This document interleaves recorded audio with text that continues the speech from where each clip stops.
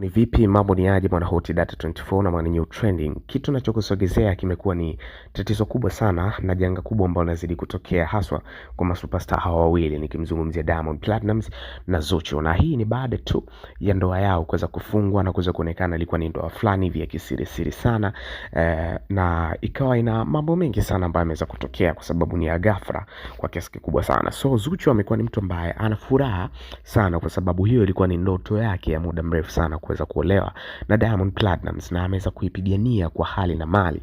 Lakini kuna watu ambao wamekuwa wakimzunguka, hawa wameweza kuchukizwa sana na kitendo hicho kwa sababu wamekuwa ni vikwazo vikubwa sana vya kuweza kuona ndoa ya Diamond Platnumz na Zuchu isiweze kufanikiwa. Sasa tunazidi kuona Zuchu kila siku bwana amekuwa ni mtu tofauti kuweza msifia sana Diamond Platnumz kwa vitu mbalimbali ambavyo anavifanya. Tumeona kwenye show yake ambayo ameipigia kipande cha London pale Royal Albert, ameweza kuexpress hisia zake kubwa sana kwa namna ambavyo Diamond Platnumz amekuwa mtu ambaye anamuinspire sana kwake, lakini pia ni mume wake kwa hivi sasa. Lakini pia kadri ambavyo Diamond Platnumz anakuwa anamuita Zuchu mume wake, ni mke wake, ndivyo ambavyo anazidi kuwa ni mtu ambaye ana furaha zaidi, na chuki zinazidi kuongezeka baina ya watu ambao wanamzunguka, kama ambavyo tulikuwa nasikia wakina Esma Platinum walikuwa kubari Zuchu kwamba aweze kuolewa na Diamond Platnumz, lakini pia kina Mange Kimambi. Hizi vita zinazidi kuwa ni ngumu sana kwa upande wa Zuchu kiasi cha kwamba kuna wakati anakuwa ana feel kama yuko lonely sana, japokuwa akikumbuka kwamba ameolewa na Diamond Platnumz